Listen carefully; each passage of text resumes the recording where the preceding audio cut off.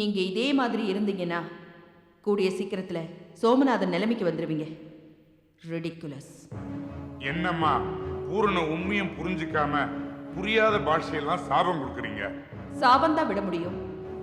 சந்திராவை வளர்த்து விட்டதுக்காக உங்களை பாராட்டவா முடியும்? பெண் புத்தி பின் புத்தின்னு எவனோ ஒரு முட்டாள் சொல்லிட்டா. ஆனா ஆண் புத்தி அவசர புத்திங்கிறத நீங்க நிரூபிச்சிட்டீங்கல்ல. ஒரு பொண்ணை, அதுவும் நீங்க பார்த்து பிறந்த ஒரு பொண்ணை உங்களால ஜெயிக்க முடியல. உங்களுக்கு வெக்கமா இல்ல?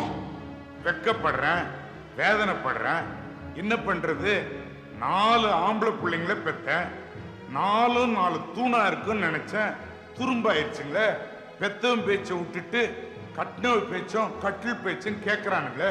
தலையண மந்திரத்துக்கு நில குலைஞ்சு நிக்கிறானுங்களே. நீங்க ஜெயிக்கிறதுக்கு அப்பப்ப நான் சில ஐடியாஸ் கொடுக்குறேன். இனிமேலாவது அதை கேட்டு நடந்துக்குங்க. அடடா அடடா, இன்னைக்கு சொல்றத அன்னைக்கு அமெரிக்கால இருந்து வந்தப்பே சொல்லி இருந்தா அல்லது ஒரு ஜாட காட்டி இருந்தா இந்த வாடையே வந்திருக்காதே. இல்ல வாழ்க்கையே மாறி இருக்குமேன்னு சொன்ன நான் பழைய இடத்துக்கே வந்துட்டேமா. கவலைப்படாதீங்க, உங்க வாழ்க்கைய நான் மாத்தி காட்டுறேன். ஒரு கட்டடத்தை சாய்க்கணும்னா அஸ்திவாரத்தை அசைக்கணும். அந்த ராஜாவை சந்திரா கிட்டேருந்து பிரிக்கணும். முதல்ல அதுக்கு ஏற்பாடு பண்ணுங்க. ராணிமா, ஒரு குடும்பத்தை சேர்த்து வைக்கணும்னா தான் கஷ்டம். பிரிச்சு வைக்கணும்னா அக்கு வேற ஆணி வேறையா பிரிச்சிட மாட்டேன். உங்க குடும்பத்தையே பிரிச்சுவேன், ஊரார் குடும்பத்தையா பிரிக்க மாட்டேன். பிரிச்சுறேன். ஹலோ பவித்ரா. Hello sir. என்னாச்சு? யார் அந்த பையன்? நீங்களே பாருங்க. வாப்பா. பேஷ். உள்ள இருக்கிற ஆளுக்கு நீங்களே ஜாமீனா? ஆமா, லவ் மேட்டரா? எப்படி கரெக்டா கண்டுபிடிச்சீங்க? அதான் பார்த்தாலே தெரியுதே. ஓ. என்னப்பா, என்னாச்சு? வணக்கம் சார். என் பேர் மகேஷ். என்ஜினியரிங் படிச்சிருக்கேன். பிரைவேட் கன்சர்ன்ல ஒர்க் பண்ணிட்டு இருக்கேன். உங்ககிட்ட கம்ப்ளைண்ட் கொடுத்த சேட்டுடைய பொண்ணு ஜோதியை நானும் 4 இயர்ஸா டீப்பா லவ் பண்ணிட்டு இருக்கோம் சார். சரி, விஷயம் எல்லாம் புரிஞ்சு போச்சு. இதுல ஒரு கையெழுத்து போட்டுருங்க. Okay sir.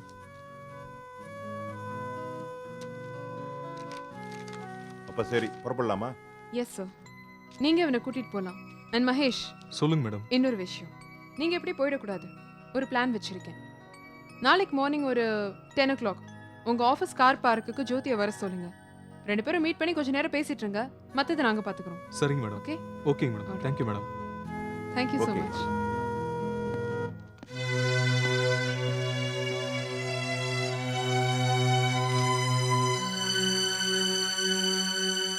வாங்கப்பா.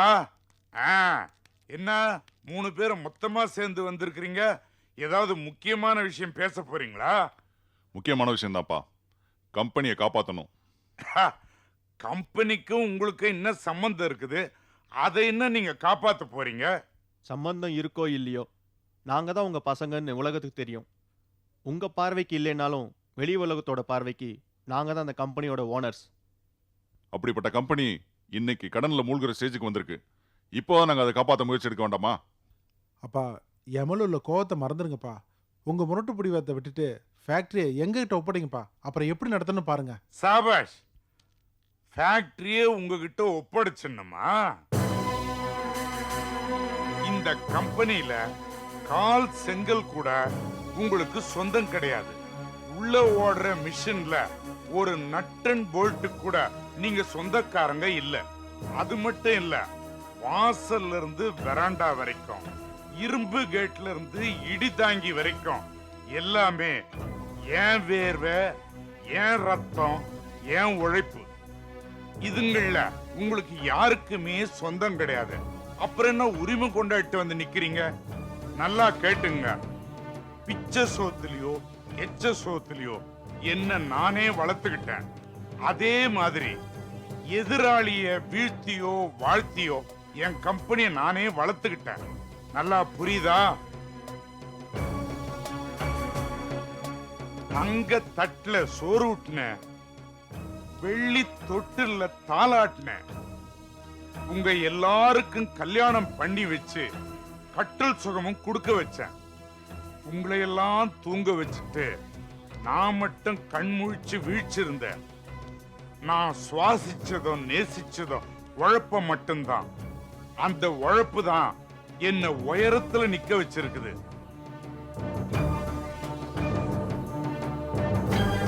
உங்களுக்கு தெரிஞ்சதெல்லாம் உல்லாச வாழ்க்கை, சல்லாப சந்தோஷம், இதையெல்லாம் கூட என் வேர்வை வச்சு தான் நீங்க அனுபவிச்சுங்க.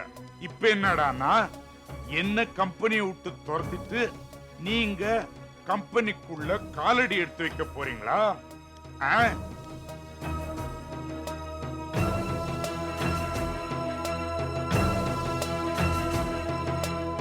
இத பாருங்கடா, கைய வெட்டுறது காலை வெட்டுறது தான் என் தொழிலே. இப்ப அதெல்லாம் மொத்தமா மூட்டை கட்டி வச்சுட்டேன். மூட்டையை அவுத்துறாதீங்க. அப்படி முடிச்ச அவுத்தீங்கன்னு வச்சுங்க, முட்டிக்கு கீழே கால் இருக்காது, கணுவுக்கு மேல கை இருக்காது. உள்ளங்கன்னு கூட பார்க்காம பொழந்து கட்டிடுவேன்.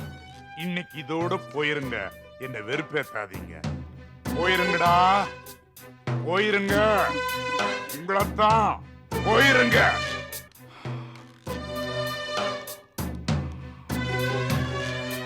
நாத்து நட்டு உரமிட்டு பயிராக்கி விட்டா இன்னைக்கு நெல்லா நின்னு நிமிந்து நிக்கிறானுங்க, என்னையே பதம் பாக்குறானுங்க.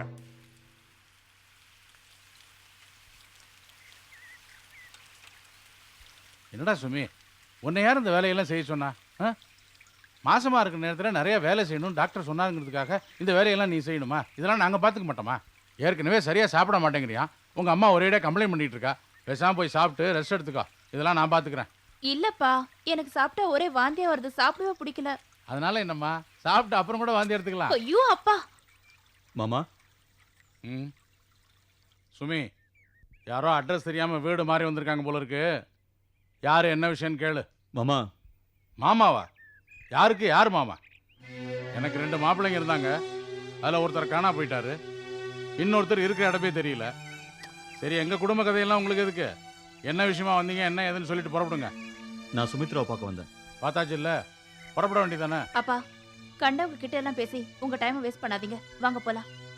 சுமி, சுமி, நீ என்ன திட்டத்துக்கு உனக்கு எல்லா உரிமையும் இருக்கு. ஆனா என் சைடுல இருக்கிற நியாயத்தை நீ கொஞ்சம் கேளு. நான் உங்ககிட்ட கொஞ்சம் தனியா பேசணும். பொண்டாட்டி அடைச்சி வச்சிருக்கும் போது அவங்க கூட தானே இருந்தா. அப்ப பேச வேண்டிய பேச்செல்லாம் நிறைய பேசிருக்கலாமே. இப்ப என்ன புதுசா பேச போறீங்க? பேசின வரைக்கும் போதும், இனிமே எதுவும் பேச வேண்டாம். மாமா, நீங்க புரிஞ்சுக்காம. எனக்கு எல்லாம் புரிஞ்சிருச்சு. ஆனா எங்க அக்கா சந்திராக்கு தான் என்னால எதையுமே புரிய வைக்க முடியல. அதனாலதான் நீங்க இன்னும் இந்த வீட்டுக்குள்ள கால் எடுத்து வைக்க முடியுது. சந்திராக்கு மட்டும் இந்த உண்மை தெரிஞ்சதுன்னா உங்க நிலைமை ரொம்ப மோசமா போயிடும். தயவு செஞ்சு எங்க முகத்துல முழிக்காதீங்க, இங்க இருந்து போயிடுங்க. சுமி, நான் பண்ணது தப்புதான். அது சரின்னு நான் இங்க வாதாடத்துக்காக வரல. இனிமே அந்த மாதிரி தப்பு எதுவும் நடக்காது. அப்போ வேற மாதிரி தப்பு நடக்குமா? இதை பாருமா, நல்லதோ கெட்டதோ இனிமே எதுவும் அவரால் நமக்கு நடக்க வேண்டாம். நடந்த வரைக்கும் போதும், நீ வா. சுமி, ப்ளீஸ், விடுங்க. நான் சொல்றது கேளு. நான் மனுஷனா திருந்தி வந்திருக்கேன். உன் கூட குடும்ப நடத்தலான்னு வந்திருக்கேன். இங்க பாரு, நீ முதல்ல நம்ம வீட்டுக்கு கிளம்பி வா. அங்க உனக்கு என்ன பத்தின எல்லா டீடைல்ஸும் தெரியும். முதல்ல நான் சொல்றத புரிஞ்சுக்கோங்க. நீங்க அந்த ராணியம்மா விட்டு விலகி வாங்க. உங்களோட வாழ்றத பத்தி அதுக்கப்புறம் யோசிக்கிறேன். ராணியம்மா கிட்ட இருந்து விலகி வரதுக்கு நான் தயாரா தான் இருக்கேன். ஆனா அந்த ஜெகதீஷ் தான். அப்போ இந்த பிரச்சனைக்கான பதில் உங்ககிட்ட தான் இருக்கு. உங்களுக்கு நான் முக்கியமா இல்ல உங்க அண்ணன் ஜெகதீஷ் முக்கியமானு நீங்களே முடிவு பண்ணிக்கோங்க. ஏய் சுமி. Oh shit.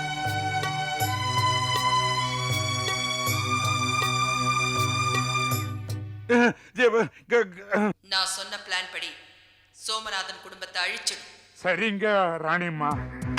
ராணிம்மா, நீங்க சொல்லிட்டீங்கள, நான் அதே மாதிரி செஞ்சிடறேன் ராணிம்மா. நீங்க சொன்ன பிளான் படி சோமநாதன் குடும்பத்தை நான் அக்கு வேற ஆணி வேற ஆக்கிற ராணிம்மா. அதை அழிக்கிறதுதான் என் வேலை. சோமநாதன் குடும்பத்தை அழிச்சிட ராணிம்மா. சரிங்க ராணிம்மா, நீங்க என்ன சொல்றீங்களோ அதை அப்படியே செஞ்சிட ராணிம்மா. ஓகே ராணிம்மா. ஆ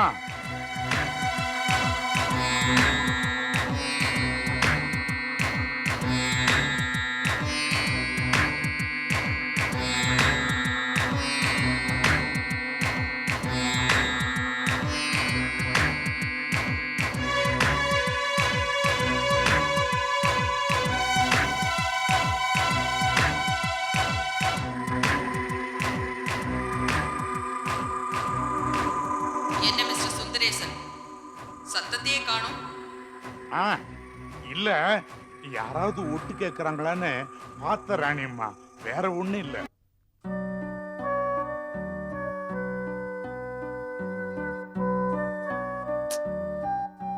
ஏங்க கவலைப்படாதீங்க. ஃபேக்டரி ஆரம்பிச்சீங்கன்னா அப்புறம் தானா எல்லாம் உங்க கைக்கு வந்துரும். சரி, இப்போ என்னாச்சு? என்ன முடிவு பண்ணிருக்கீங்க?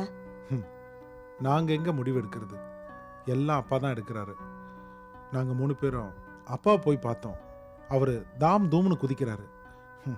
அவரை பற்றி தான் உனக்கு நல்லா தெரியுமே. இனிமேல் அவர் மாற மாட்டார். நாங்கள் தான் மாறிக்கணும். அப்பா ரொம்ப சந்தோஷம். இப்பவாது உங்களுக்கு ஞானம் வந்ததே. அவரோட செயலில், நடவடிக்கையில் ஏதோ ஒரு மாற்றம் இருக்கு. யாரோ எதுவோ சொல்லி கொடுத்து செய்யற மாதிரியே தோணுது. யாரு? யாரோ ராணி அம்மாவா? ராணி அம்மாவா? ஆமா, அந்த அம்மா கூட எங்க அப்பா ஃபோன்ல பேசிட்டு இருக்கிறத கேட்டேன். அவங்க சொல்றபடி தான் எங்க அப்பா இப்படிலாம் நடந்துக்கிறாருன்னு எனக்கு சந்தேகமா இருக்கு. அதனால தான் எங்க அப்பா எங்க மேல இவ்வளவு வெறுப்பு காட்டுறாரு. என்னங்க, எனக்கு ஒரு உதவி செய்வீங்களா? என்ன சொல்லு. அந்த ராணி அம்மாவை பத்தி எனக்கு விவரம் தெரியணும். அது தெரிஞ்சா சந்திராக்கு ரொம்ப உதவியா இருக்குங்க. இவ்வளவு நாளா சந்திராவுக்கு நாங்க செஞ்ச கொடுமைக்கு இந்த உதவி கூட செய்யலாம். அப்படி கண்டிப்பா செய்யறேன். ரொம்ப தேங்க்ஸ்ங்க. எப்படியாவது அந்த ராணிமா பத்தி விவரம் தெரிஞ்சதுன்னா சந்திராவோட கஷ்டம்லாம் தீந்துரும்.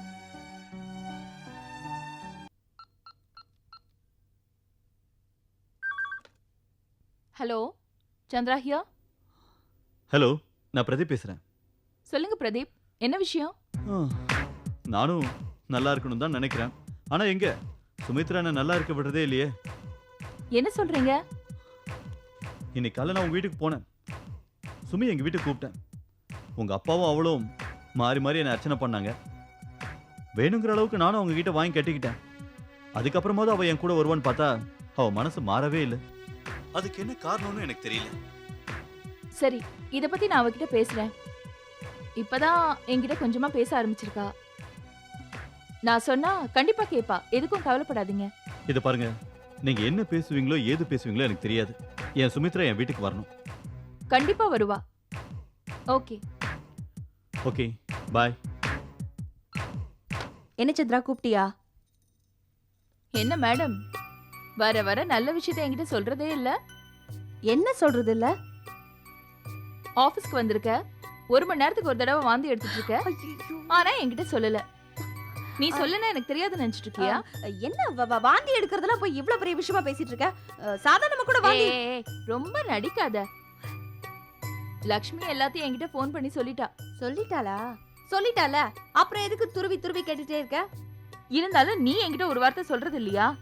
ஆமா சொல்லலாம், இருந்தாலும் எனக்கு வெக்கமா வந்தது அதான். ஹேய், வெக்கப்பட்டதெல்லாம் போதும். இப்போ உன் வீட்டுக்காரர் எப்படி இருக்காரு? உன்னை நல்லா பாத்துக்கறாரா? 2 பேரும் சந்தோஷமா இருக்கீங்களா? எங்களுக்கு என்ன, நாங்க நல்லா சந்தோஷமா தான் இருக்கோம். அப்பா, என் வீட்டுக்காரன்னு சொன்ன உடனே ஒரு முக்கியமான விஷயம் ஞாபகம் வந்துருச்சு. சந்திரா, அவர் உனக்கு ஒரு நல்ல இன்ஃபர்மேஷன் கொடுத்துருக்காரு. அதை கேட்டா நீ ஷாக் ஆயிடுவ. என்ன இன்ஃபர்மேஷன்?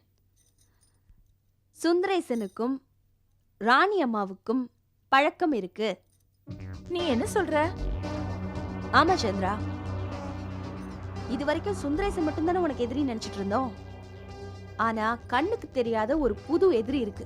அதுவும் பெண் எதிரி, ராணி அம்மா. அவங்களுக்கும் உங்க குடும்பத்துக்கும் என்ன பிரச்சனை? அவங்க எதுக்கு உனக்கு எதிரா சுந்தரேசனோட கூட்டு சேரணும்?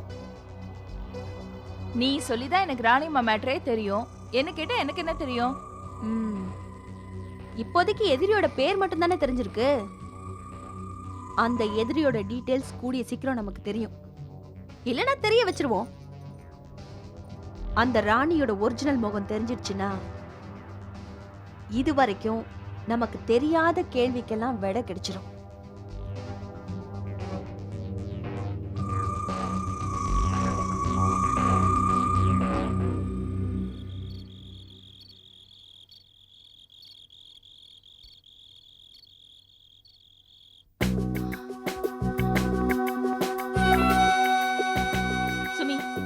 பிரதீப் வந்து வீட்டுக்கு போலாம் வான்னு கூப்பிட்டதுக்கு நீ வரமாட்டேன்னு சொல்லிட்டியாமே. நீ உன் மனசுல என்னதான் நினைச்சிட்டு இருக்க? அப்பா சப்போர்ட் பண்றாருங்கிற தைரியமா? நீயும் அப்பாவும் அவரை திட்டி வர ஆரம்பிச்சிருக்கீங்க. நீ உன் மனசுல என்னதான் நினைச்சிட்டு இருக்க? பவித்ரா வாழ்க்கை தான் இப்படி ஆயிடுச்சு. நீயாவது புருஷனோட சந்தோஷமா இருப்பேன்னு பார்த்தா நீயும் இங்க வந்து உட்கார்ந்துட்டு இருக்க. நீயும் எங்களுக்கு சந்தோஷத்தை கொடுக்க மாட்டேன்னு நினைக்கிற. கல்யாணம் பண்ணிவே நீ தானே துடிச்ச. கல்யாணம் பண்ணதுக்கு அப்புறம் நீ இப்ப பிரதீப் கூட வாழாம இங்க வந்து உட்கார்ந்துட்டு இருந்தா என்ன அர்த்தம்? நான் இங்க இருக்கிறது உனக்கு பிடிக்கலையா? இல்ல இங்க இருக்கிறது உனக்கு பாரமா இருக்கா?